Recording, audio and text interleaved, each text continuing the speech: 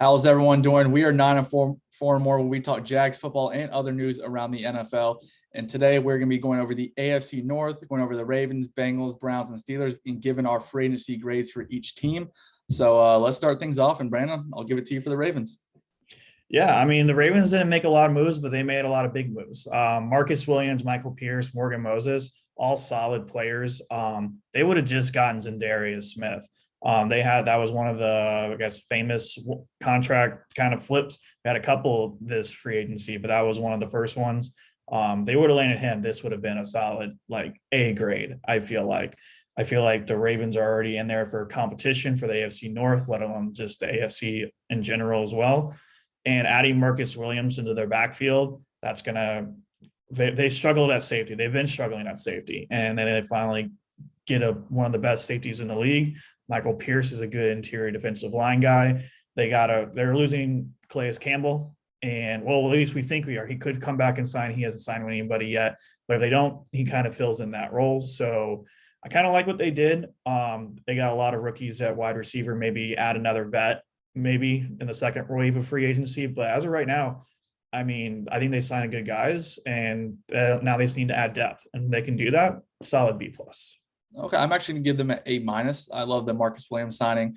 Going on to their defense, they've always done good with getting defensive backs, either free agency or drafting. Michael Pierce, a pretty decent interior defense lineman. Morgan Moses, he is a veteran. He didn't play as good with the Jets as he did with Washington at right tackle, but for a veteran, $3 or $15 million, I think that's a great value. If they do in a second wave, kind of how you talked about getting a veteran wide receiver in free agency, I would think it's, like, honestly a dream scenario for the Ravens, and maybe get another pass rusher. But they didn't have a lot of needs last year. I think they went 8-9, but Lamar Jackson, a lot of the players, they have probably like 15 players that got injured. Their team was banged up all year long, and they went 8-9 and competed. I'm not worried about the Ravens at all. They only had a few holes they need to fill, and I think they did a good job here. Yeah, we got to remember J.K. Dobbins going down, Gus Edwards going down. That was like one of the biggest things, like in fantasy, also, like right when that was happening. And so they get those guys back. That's maybe flip the two of those. And now all of a sudden, instead of 8-9, they're 10-9 or 10-8, kind of situation. So we'll see what happens. No, absolutely. Let's on to the Cincinnati Bengals, the defending AFC champions. Right before we did this video, Collins did sign a 3-year deal with the Cincinnati Bengals. They obviously got Kappa. They got a new center in Ted is it Garza? Is that how you say his last name? I don't know, man. I'm terrible at pronouncing names. We got a couple of Jags and it's frustrating. I think it's either Carras or Garza. I think that's probably what it is. But he originally was with the Patriots, went to the Dolphins, went back to the Patriots. He's a solid center. That hole from the center to the right side, 10 times better. They already had their left tackle figured out. So overall, this offensive line got 10 times better. Joe Burrow's got to be thrilled and happy that he probably won't be getting sacked 75 times. That's probably honestly be cut down in half. Overall, I think the Bengals did a great job. Obviously, franchise tag Jesse Bates. Hayden Hurst, 1-year deal. I think it's actually a pretty cheap deal for us. So good job for them. BJ Hill, 3 years, $30 million. I think he's a very underrated defensive tackle. He did a good job in the playoffs last year, and as well as I would say towards the end of the season, he really, kind of took over some games, made a lot of nice plays. Not the biggest fan of the Eli Apple signing. But he did play decent. I mean, I'm not saying he didn't play great in the Super Bowl, but he's actually doing pretty good. Beginning of the season, Eli Apple played well. He started, falling off a little bit towards the end of the season in the playoffs, and obviously the Super Bowl, all the memes with him. But overall, I'm going to give them a solid I want to say A-. I'm going to go ahead and give them A- just for the sole purpose that they did what they were supposed to do, and that was to get a better offensive line for Joe Burrow. Yeah, that's why I'm giving them an A. I think this is a solid A. They basically did what the Chiefs did. After the Chiefs lost the Super Bowl to the Bucs because their offensive line gave up, they redid their entire offensive line. The Bengals had to do that. They just had to. There was no ifs, ands, or buts. They did that. Their offensive line now could possibly be one of the deepest kind of situation, especially interior, like we were talking about earlier. They still have a first-round draft pick that they can use on a guard. They could trade out. They've got a couple tight ends because I think I do need to add tight ends. Hayden Hurst is a nice pickup, but I don't really know if he's a number one kind of guy. Yeah. Especially with all those perimeter guys. If you can get like a Trey McBride or Isaiah Likely to fill in that role and just have one-on-one with linebackers, that's going to look pretty nice. for Joe Burrow back there as well too. So they got some work to do. You can't obviously do everything in free agency, but they hit the most major need, and that was offensive line, and they hit it. And I got to give it like that's a solid A. Even with Eli Apple on the team, I still think the offensive line, that's the only thing that matters, and because of that, got to give them an A. Absolutely. I mean, this whole AFC North, I think, did a pretty good job in free agency. So that's going to go on to the Cleveland Browns.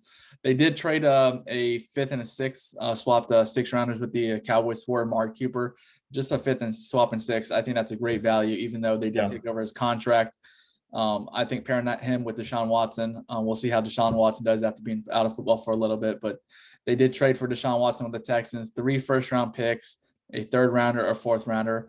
And he got a big fully guaranteed contract, 5 years, $230 million. So it's definitely going to be interesting to see, can Deshaun Watson go back to how he played about 2 years ago in 2019 with his 36 touchdowns, 7 interception, something like that with his touchdown interception ratio.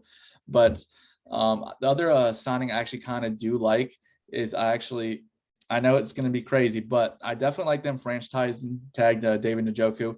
He hasn't really lived up to the hype for what he should have been, but when healthy, I think he has all the tools to be, a legitimate tight end. And I just think he might be able to take the next step with Watson. Yeah, that whole Austin Hooper experiment that they try to do, and then like drafting another guy when they had Njoku, who came off like a really good year. I never understood that. And now Njoku finally is the number 1 tight end for them again. I could see him putting up some good fantasy numbers with Deshaun Watson, an actual receiving threat in Amari Cooper. They got Grant, who I believe was with the Bears. He's more of like a return gadget kind of guy. If they can get a solid number 2, I know they were trying to work to bring Landry back. And I think if they bring Landry back with Amari Cooper, Njoku, the running attack, Deshaun Watson, this Browns team is really, this AFC North is going to be one of the best divisions for a while. The Steelers got one of the best coaching staff, organizations, overall team still that we got to talk about. This AFC North is going to be a beast. I like the Chase Vinovich trade, like I discussed earlier with the Patriots in their previous. So I got to give the Browns an A too. The only downside is maybe there was an A+, but they signed Taven Bryan. So you got to take them down for that, because that is an absolute pointless deal. Coming from Jags fans, that Taven Bryan is not going to offer you that much that you're going to get from him. No, absolutely. And how you talked about a number 2 wide receiver, I think someone to look out for, his name's been kind of floating around, is Will Fuller. He's a free agent. If he can stay healthy, he already had the connection with Watson. And we know what he's capable of when he is healthy. He's put up 200-yard games, 150. He's when healthy, a really good wide receiver. The problem is that he was only healthy for 3 or 4 games a year. And that's being generous. But I think that's most injured receiver I think I've seen ever. Dude's always out. Absolutely. So I think that's just a name to look out for. I think you can get him for like a 1-year, $4 million prove-it deal. I think obviously here has a connection with Watson. He's a down field burner. And I think he would actually fit well with the Browns. Yeah, that's one thing they're missing on here. They don't really have like a vertical threat. Amari Cooper is more of like, it's kind of like a Michael Thomas. He's a great route runner on the inside, slant route kind of thing, and just make you miss. Not necessarily a burner. More of a route technician kind of situation with him. So they get that burner with Will Fuller. That could be a really good thing. We also got to see if Deshaun Watson is going to get suspended at all. You got to think you see all these other things happening, not, criminal, you see civil stuff is going through, just allegations, people get suspended. So we'll see the whole Deshaun Watson thing and see what he gets. That's up to Goodell and the owners and whoever makes that decision. So we'll see what happens with that moving forward. But as of right now, face value, he's playing. So until then, we got to go off that. Yep. Give the Browns a solid, I'm going to give them an A. That's exactly what you did. Yeah. So next up, the Pittsburgh Steelers. I actually liked a lot what the Steelers did. For the offense side of the ball, the 2 main ones, Mitchell Trubisky, which I think is going to be an underrated signing in free agency. And then obviously James Daniels, a very young guard from the Chicago Bears, 3 years, $26 million. Defensively, they add a few more corners, which is they definitely needed some DB depth. That was definitely a need for the Steelers. And Miles Jack, a player the Jaguar fans obviously love. Miles Jack, I don't have any hard feelings for Miles Jack. I was actually watching earlier today his introduction with the Steelers, getting interviewed, and he said he understands it's a business.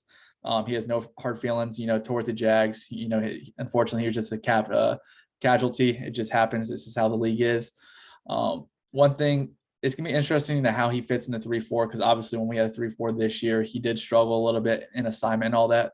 He's one of those players. He's very inconsistent. He would have a down year, but then next year an all-pro potentially year, and then down year. So it's more so the inconsistency. But pairing him with the defense already, I think Miles Jack is going to succeed expectations. I'm actually really excited for Miles Jack to actually get a chance to play with a great defense once again and a great coach. But yeah, I'm going to miss Miles Jack for the Jags. He's just a great, this is a great person, player to meet outside the facility. You don't actually find a lot of those players that are willing to, stop what they're doing, take pictures, sign autographs, meet up with fans and all that. And he did that quite often. So I'm just, talking about how much I think Miles Jack's going to do good, but I give the Steelers a good B+. Yeah, I would have to. I think I'm just going to give him a solid B. I like the Trubisky signing. He's not going to move any needles for me personally until I see it happen. He was good with the Bears. He had a winning record with the Bears with Matt Nagy. There's something to say, and they really didn't have that too many weapons. You had Allen Robinson, who he just took advantage of. So we'll see if he does that with Deontay Johnson and Claypool, which you would imagine he would. Still got Najee Harris, one of the best running backs. I agree. James Daniels was one of the better guards to come out. He was like the youngest player ever drafted. I think he's still only like 23 or something ridiculous like that. So that's a good signing. He could be there forever. Miles Jack, we'll see how he can do with 3-4. I think with Brian Flores as his linebacker coach, Mike Tomlin as the head coach, they're gonna move him around everywhere. Kind of like what Mike Caldwell said he was gonna do when he was here. So all that happens. Hopefully, what's nothing best for Miles Jack. The corner situation, they signed a lot of guys, but honestly, these are a lot of depth signing. I don't see any like number one guys. And in this division where it's going to be just offensive scoring and throwing the ball, this might be the one downside for the Steelers is I really don't know if they have the corners to match up with the receivers. So with that, I like all their signings, but I'm not like thrilled with it. I would give them like a solid B. Yeah, it's going to be interesting to see how they do with their cornerback position going forward, because Joe Hayden yesterday pretty much put on Twitter saying, it's been real Pittsburgh, nothing but love and stuff like that. He is a free agent and he's 32. So I assume he is not going to be brought back to the Steelers organization. Yeah. So they have some work to do with that defensive back position, but at least they got depth. Now they can go through the draft or maybe potentially sign another veteran in free agency.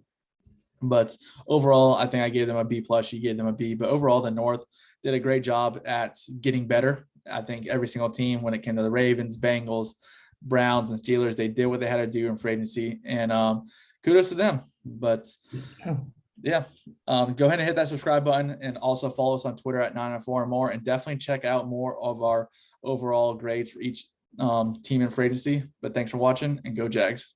Go Jags.